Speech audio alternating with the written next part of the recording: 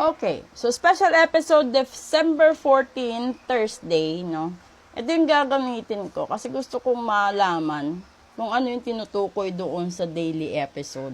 Panoorin nyo lahat ng episode ko araw-araw kasi doon nakukuha yung mga messages kung ano yung gusto iparating sa atin ng universe. Ngayon, ito yung ginagamit ko kasi gusto ko malaman, no? Kung saan manggagaling, no, yung mga bagay-bagay or mga pangyayari sa araw na ito hanggang sa susunod na mga araw ninyo na maging dahilan ng pagkakaroon ninyo ng problema doon sa daily episode. Una, ay ang pagiging matigas ang ulo. Pangalawa, yung schedule. And pangatlo, yung compromise. Halalo, lagot. Okay. So, ibig sabihin nito, no, ngayong Pasko, isa sa mga dahilan na sinasabi ni Universe na mapapahamak kayo yung katigasan ng ulo ninyo, no? Sa mga anak, no, kung binibigyan kayo or pinipigilan kayo ng magulang ninyo na huwag umalis, maniwala naman kayo. Magtiwala kayo sa nanay at tatay nyo or sa mga tao na nagmamahal sa inyo. Kasi, iniisip lang din nila na posible na doon sa pupuntahan mo, may nararamdaman silang kapahamakan, no? Or posible na along the way sa pupuntahan mo, may hindi magandang mangyayari. Yun ang isa sa dahilan kung bakit ka mapapahamak ngayong Pasko. Pangalawa, yung schedule mo. So, kapag, ito kasi, dito ko nakikita yung away, no? Yung away, yung tampuhan, yung magiging umpisa na hindi na kayo magkakabate o di na kayo mag-uusap dahil sa sobrang dami ng nag-iimbita sa'yo, sa sobrang dami ng gustong makasama ka sa Pasko, sa bagong taon, tapos hirap ka sa schedule mo. And then, dito naman, no, sa pangatlo, is yung compromise. Yung malalagay ka sa kompromiso na umuo ka sa kabila na pupunta ka. And then, nakalimutan mo, nag-oo ka din sa kabila. And then, it just happened na magkapareho yung schedule. Kahit magkaiba yung oras, pero hindi kakayanin, gawa ng distance ng venue or probably ng location. So, dito pa lang, mag-ano na kayo, no? Ayusin nyo na. Kasi, bukas, yung iba may sahod, yung iba pagkasabado, yung iba naman nakasahod na, naka 13 month na, etc., etc. Ayusin nyo, no? Na huwag kayong malagay sa kompromiso, na hindi kayo mahirapan sa schedule ninyo. At huwag nyo pairalin ang katigasan ng ulo. Tested and proven naman na yung katigasan ng ulo mo, yun yung nagpapahamak sa'yo. Diba? Ang dami-dami eh. Sa kahit sabihin natin sa larangan ng pagiging estudyante. Dapat kang mag-aral, dapat kang pumasok. Ano ginawa mo? Hindi ka pumasok. Araw-araw ka binibigyan ng baon ng magulang mo. Iniisip ng magulang mo, patapos ka na. Hindi nila alam bagsak lahat ng grado mo, hindi ka makakapag-graduate. Pero nasayang lahat ng pagod nila. And then, pagdating naman sa negosyo, inaasahan nila na meron kang profit, yung pala hindi nila alam, napalugi na dahil winawaldas mo ng palihim yung income, tapos hindi ka nagsasabi ng totoo, dahil sa katigasan na rin ng ulo. Ano pa ba? Kung empleyado ka, ganun din, 'di ba? Kung papapagalitan ka minsan ng boss mo, o kung napuna ng boss mo yung pagkakamali mo, hindi ibig sabihin nun pinapahiya ka. Kino-call out lang yung pagkakamali mo at dapat ayusin mo sa susunod. Pero kung sa harap ng maraming tao, sinisigawan ka, yun yung hindi tama. No? Sa lahat naman kasi dapat kailangan mong balansehin.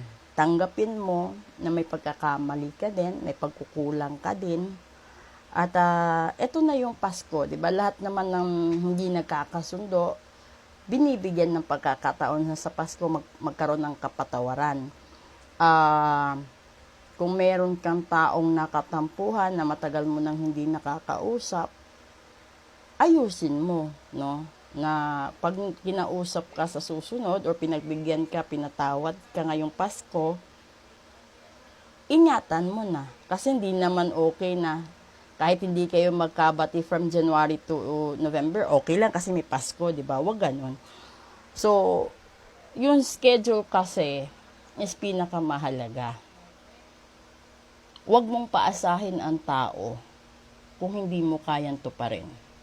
That is the compromise. Kasi dito, sasabihin mo, oo, kung ano man yung pinapangako mo, di ba? Na sa darating na Pasko, sa darating na ganito, no? Sa darating na panahon, babalik ako, ganito, ganyan, pupunta ako, tapos naghihintay at umaasa yung isa. Tapos hindi ka sumipot. Wala ka man lang text, wala kang call, wala kang chat.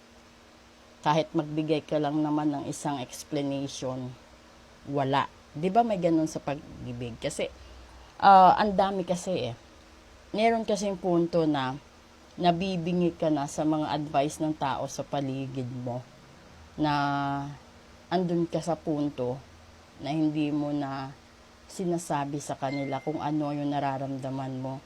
Hindi mo na kinakwento kung kumusta ang kalusugan mo. Di mo na lahat sinishare kasi nabibingi ka na sa mga opinion nila, sa suggestion nila.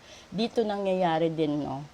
Sa mga family din, no, sa mga in-laws, sa mga magulang, kung hindi na masaya yung isang tao sa asawa niya, huwag niyong pilitin. Huwag niyong i-push sa kanya kung ano ang para at maganda sa tingin ng iba. Kasi siya yung nagsasuffer. Hayaan niyo siya. No? Hayaan niyo siya. Tapos pag-isipan niya, schedule niya sarili niya kung kaya pa ba niyang pagtiyagaan, kaya pa ba niyang tiisin, or sa ganitong araw, sa ganitong panahon, sa ganitong pagkakataon, hindi na, give up na siya kasi gusto rin naman niyang maranasan ang maging masaya, maging malaya, at magkaroon siya ng suporta galing sa iba. So, ibig sabihin, kapag yung tao hindi na nakikinig sa inyo sa ngayon, at oo na lang ng oo, magtaka na kayo doon. Kasi yung tao na yan, ibig sabihin, punong-puno na, rinding-rinding na sa inyong pag-uugali. So ngayon, ayan, magkakaroon ng mga compromise. At yung compromise kasi, kung meron kang bayarin, no? Kung hindi mo kaya, sabihin mo na habang maaga pa. Kasi alam mo na lahat ng tao ngayon naniningil dahil sa Pasko. Yung iba naman, umaasa na tutulungan mo kasi nangako ka noon. So, diyan ka magkakaroon ng malaking kompromiso sa buhay. So, overall, no, kung ano man yung punto mo sa kalusugan, sa trabaho, sa pag-ibig, ayusin mo. Huwag matigas ang ulo. Tanggapin mo yung katotohanan, harapin mo lahat ng problema, ayusin mo schedule mo, at iwasan mo na magkaroon ka ng kompromiso. Okay? So, sana natutunan nyo kung nakuha nyo yung punto ko dito sa nakaka-relate. Kasi ito talaga, ito yung message ni universe. Etong mga bagay na to ang magpapahamak sa inyo sa Pasko at bagong taon. No? Tanggapin nyo na kasi kung ayaw na nila sa inyo, di wala tayong magawa, di ba? Kung gano'n na lang, maliban na lang kasi kung ginayuma yung mahal nyo, maliban na lang kung nabarang, nakulam, at nasumpa. Yun dapat yung labanan at ipaglaban. Pero kung natural yung sitwasyon, ay tanggapin. Pero kapag hindi natural, ipaglaban mo pa rin. Okay? Proceed tayo sa next episode.